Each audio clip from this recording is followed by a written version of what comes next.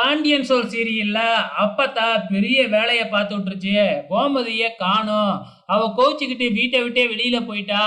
Phone பண்ணாலும் எடுக்க மாட்டேங்கிறா அப்படின்னு சொல்லி பிரச்சனைய ஆரம்பிச்சு விட்டுருது. அதுக்கப்புறம் என்ன, கதிர் வந்து ஃபோன் பண்றாப்புல, எங்கேயுமே காணோம், அம்மாவ எங்க தேடியும் கிடைக்கல அப்படிங்கிற மாதிரி சொல்றாங்க.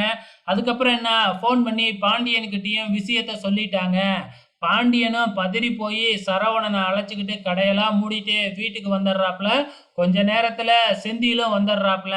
நான் எதுக்கும் மீனாவுக்கு ஃபோன் பண்ணி விஷயத்தை கேட்டு பார்க்குறேன் அப்படின்ன உடனே நம்ம அப்பத்தா, அச்சச்சோ என்னடா மீனாவுக்கு ஃபோன் பண்ணா உண்மை தெரிஞ்சிருமே அப்படின்னு சொல்லிட்டு அப்படியே பேச்சை மாத்திடுறாங்க.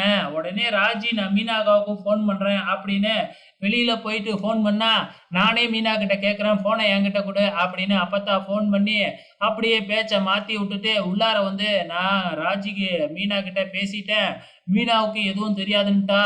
அப்படின்னா கோமதி எங்க போனானே தெரியலையே, அவ வேறையா ரொம்ப டென்ஷனா இருந்தா, கவலையா இருந்தா, அதனாலதான் வீட்டை விட்டு வெளியில போயிட்டா அப்படின்னு அப்படியே பிரச்சனைய பெருசாக்கிக்கிட்டே போகுது. கொஞ்ச நேரம் பிரச்சனை நல்லா போன மாதிரி இருந்துச்சு. அதுக்கப்புறம் என்ன, நம்ம கதிரும் செந்திலும் பாண்டியனை போட்டு திட்டு திட்டுன்னு திட்ட ஆரம்பிச்சுட்டாங்க. நாங்க கல்யாணம் பண்ணிக்கிட்டா என்ன, அம்மா என்ன எங்களுக்கு நல்லது தானே பண்ணி வச்சது அப்படி இப்படின்னு பாண்டிய திட்டி, உனக்கு ஈகோ ஈகோ அப்படின்னு பாண்டியனை பிடிச்சி திட்டு திட்டுன்னு திட்டிடுறாங்க.